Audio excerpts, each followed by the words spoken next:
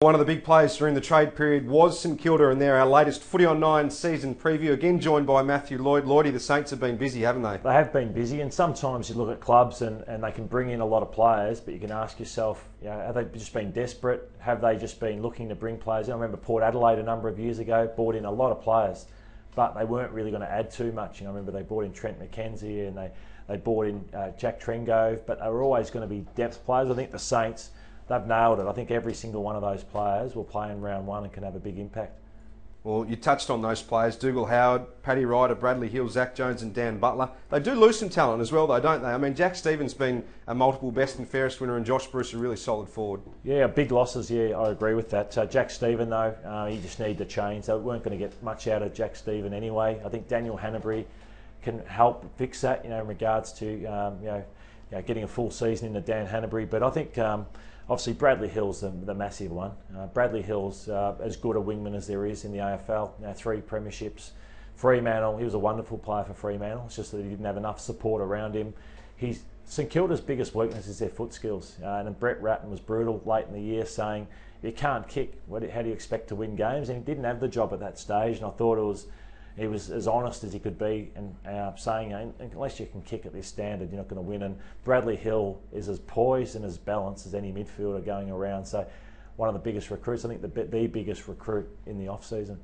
Well, you touched on Bradley Hill. Paddy Ryder is another interesting one, isn't he? Because they've already got a guy who's already stamped himself on the competition as one of the game's best ruckmen in Rowan Marshall. Where do you see those two fitting in together? Yeah, I think that's it's a 50-50 split. I think Paddy Ryder's got to get better as a forward because he's a beautiful kick for goal, one of the better ruckman kick for goal that I've seen, but he just doesn't take enough marks for the size that he's got.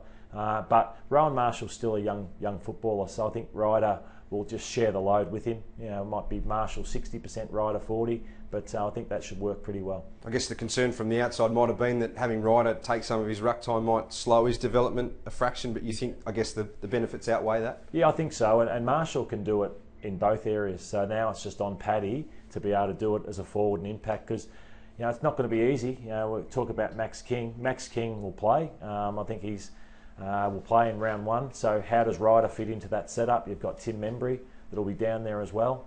So they've got a lot of options in that forward line, and Ryder's got to try and work into that if he's down there with a guy King, because you can't be too tall down there.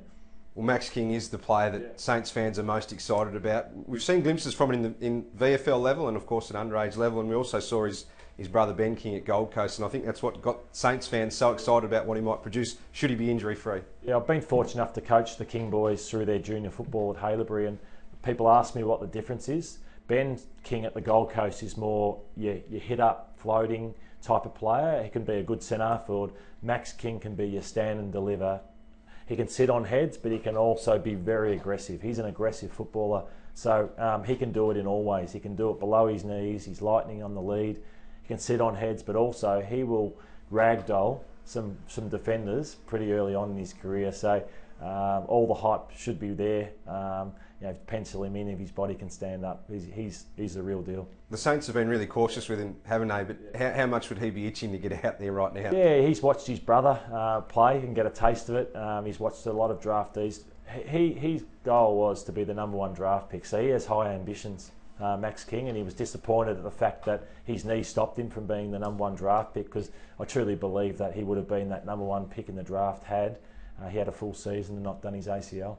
You touched on their ball use and the concerns there. That's the big question I have over St Kilda is, do they have the class? Have they had the A-grade talent? Do they have enough now to get back towards that finals picture? Yeah, and they're trying a few different things at St Kilda. Ben Long has been played off half-back. They want to add some speed to the St Kilda Footy Club. Obviously Hannebery, his class, he'll come in. But yeah, they've had the likes of Jack Newnes and Jack Steven and Seb Ross and a lot of guys that just haven't had the elite foot skills. So they've got to find some players, and the player I think is Hunter Clark. I think Hunter Clark is the one that needs to come through as the big improver, rebounding hard off half-back.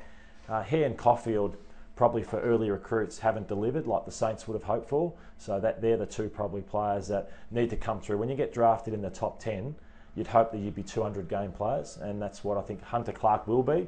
Caulfield's the other one that's probably got to try and find his way and find his spot at AFL level.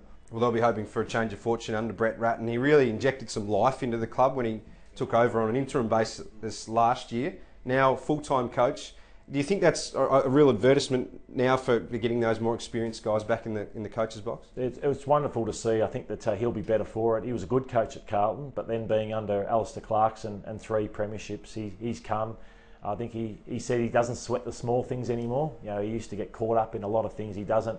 And you're hearing, I know it always happens with new coaches, the players are pretty excited, but I think we'll see a much improved St Kilda. They'll be more organised. I think their tempos are the way they move the ball. Sometimes it'll be slow, sometimes it'll be quick. They're very well organised, and I think that they're set for a much improved year. Let's get to your predictions. Who's the pressure on at St Kilda this year? Well, I think that, as I said, some of those younger players that I've said have been around for a while that haven't performed. So I think those Caulfield and Clark it's on. But I think Daniel Hannebery, I think the contract that he's been given, he needs to justify that, and he certainly didn't do it in his first year. That was professionalism, and also his body letting him down. So they need to see a leader, not someone who let them down like Hannebery did last year.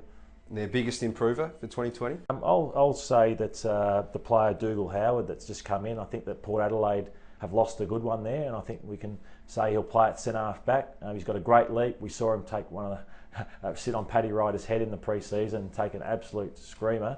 So I think that Dougal Howard, we're going to see a very good centre half back for St Kilda for time to come. And on that, Jake Carlisle's the one that I think that was very lucky probably to stay on the list, and sometimes body language lets him down, so I think he's one that also will be fighting for his spot with Howard coming into the team.